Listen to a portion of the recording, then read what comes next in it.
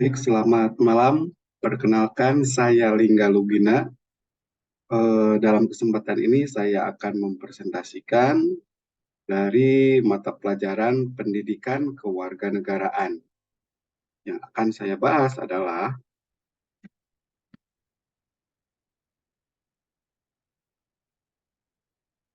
negara hukum dan penegakan hukum di Indonesia. Kenapa saya membahas ini? Karena menurut saya ini sangat penting, di mana Indonesia negara hukum dan penegakan hukumnya yang kadang menuai kontroversi dan banyak juga masyarakat yang kurang paham dan kurang sadar tentang penegakan hukum di Indonesia.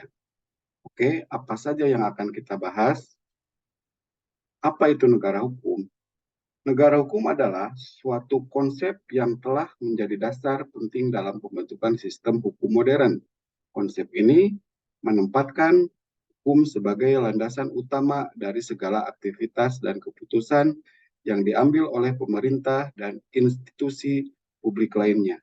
Negara hukum memiliki arti penting dalam menjaga keadilan dan kesetaraan di antara semua warga negara dan memberikan jaminan bahwa Indonesia orang tunduk pada hukum yang sama.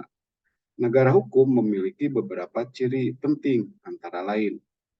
Yang pertama adalah hukum menjadi sumber utama legitimasi kekuasaan pemerintah. Yang kedua, hukum berlaku untuk semua orang termasuk pejabat, pemerintah, dan lembaga publik. Ketiga, pemerintah dan lembaga publik tunduk pada hukum yang sama seperti warga negara biasa. Yang keempat, hukum memberikan perlindungan dan jaminan hak asasi manusia yang sama bagi semua warga negaranya. Yang kelima, hukum memberikan kerangka kerja yang jelas untuk menyelesaikan sengketa dan konflik antar individu, kelompok, dan pemerintah. Itulah yang disebut dengan negara hukum. Oke, selanjutnya adalah prinsip negara hukum yang ada di Indonesia. Indonesia adalah sebuah negara yang menganut sistem hukum yang disebut dengan negara hukum. Konsep negara hukum merupakan prinsip yang penting dalam menjaga keamanan dan keadilan di dalam suatu negara. Konstitusi sebagai hukum tertinggi, yaitu Undang-Undang Dasar 1945, adalah hukum dasar tertinggi di Indonesia. Pembagian kekuasaan eksekutif, legislatif, dan yudikatif memiliki peran dan kewenangan yang terpisah namun seimbang. Independensi lembaga-lembaga hukum diantaranya adalah penegakan hukum yang dilakukan oleh lembaga yang independen dan bebas dari intervensi pihak lain. Prinsip negara hukum berarti bahwa dalam suatu negara, hukum adalah yang tertinggi dari setiap orang, termasuk pemerintah dan pejabat publik harus tunduk pada hukum.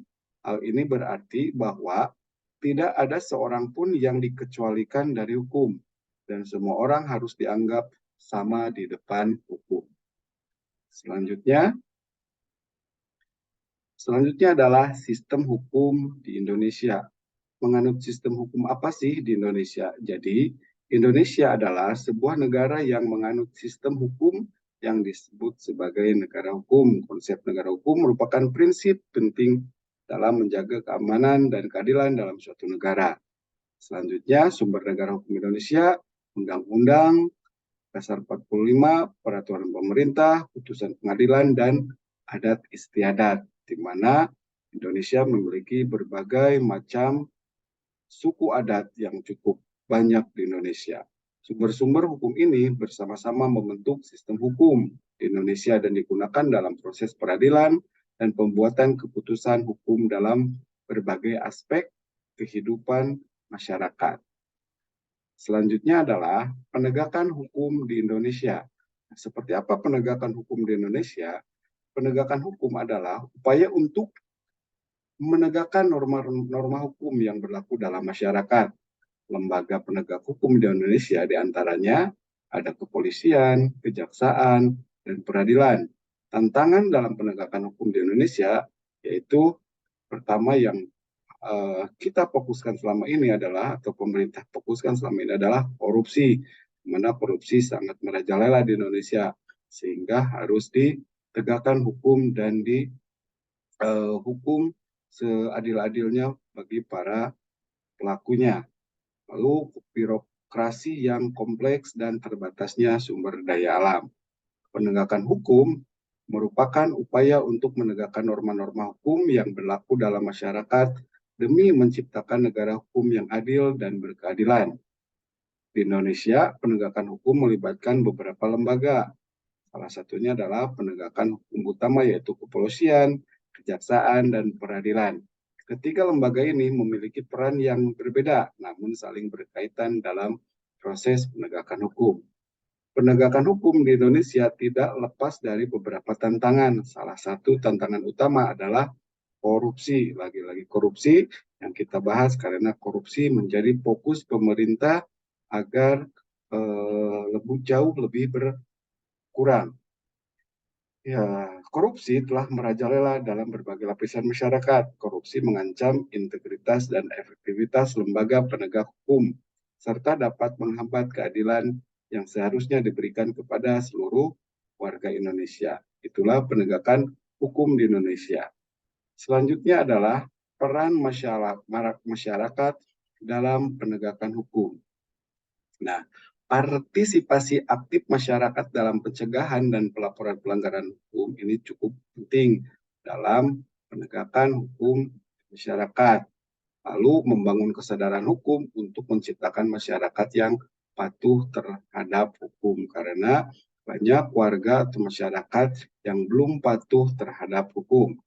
Partisipasi aktif masyarakat dalam pencegahan dan pelaporan pelanggaran hukum merupakan elemen krusial dalam upaya memastikan penegakan hukum yang efektif dan berkelanjutan. Masyarakat memiliki peran sentral dalam mendeteksi dan mencegah tindakan kriminal, serta memberikan informasi yang dapat membantu lembaga penegakan hukum dalam melakukan investigasi dan penindakan. Dengan melibatkan masyarakat dalam proses penegakan hukum, potensi untuk mengungkap kejahatan dan menyediakan bukti yang kuat untuk penuntutan menjadi lebih besar. Selain itu, partisipasi masyarakat juga dapat membantu mengurangi tingkat kejahatan karena pelaku menjadi lebih berhati-hati karena adanya keterlibatan aktif dari masyarakat.